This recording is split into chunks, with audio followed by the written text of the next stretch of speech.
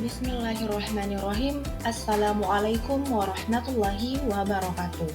Perkenalkan, kami dari kelompok 7 akan memaparkan hasil diskusi kami, mata kuliah pemahaman tentang peserta didik dan pembelajarannya.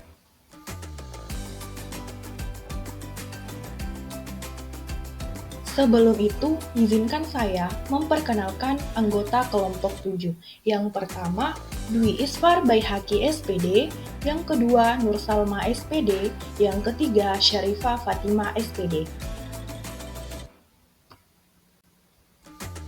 Baik, langsung saja kita akan menyimak kasus pertama, yaitu bayangkan jika Anda adalah seorang guru matematika di kelas 7.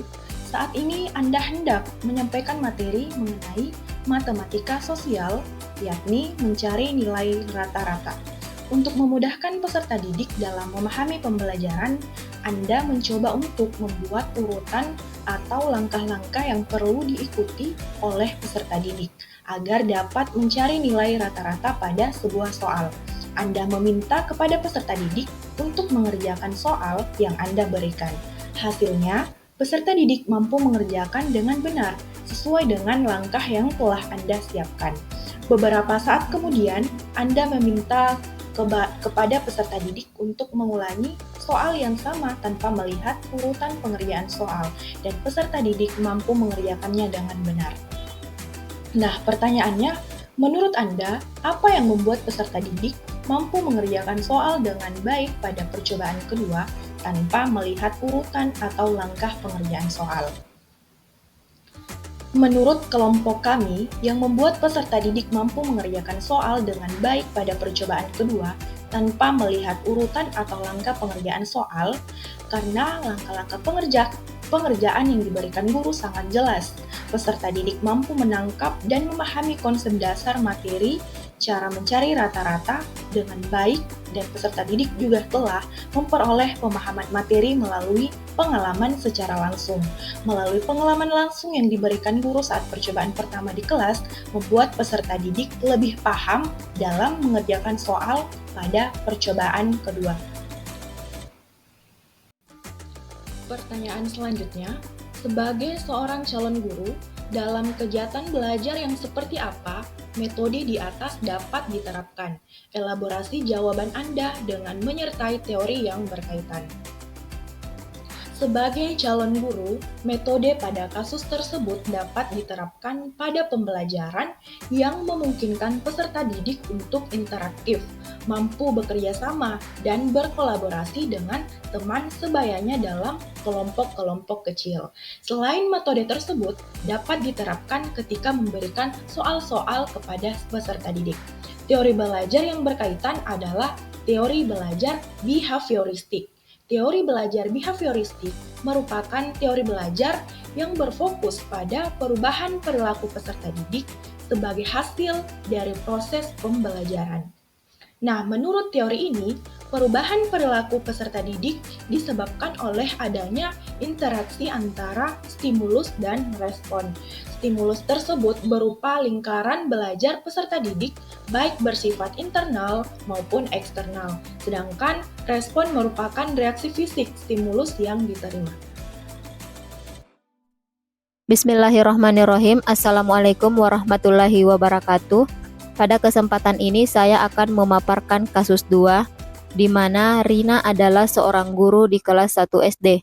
Sebagian besar peserta didiknya belum bisa berhitung dengan lancar. Rina sedang memikirkan cara yang sesuai untuk membantu setiap peserta didik menyelesaikan tantangan belajarnya. Pertanyaan pertama, menurut Anda, apa yang dapat Rina lakukan untuk membantu peserta didiknya sesuai dengan tahapan perkembangan usia?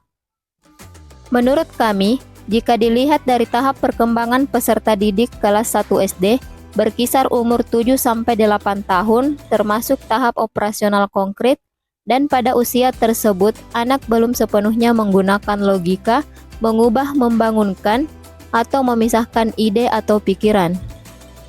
Menurut Plejit, pada tahap operasional konkret sebagai titik balik utama dalam perkembangan kognitif anak, karena menandai awal pemikiran logis.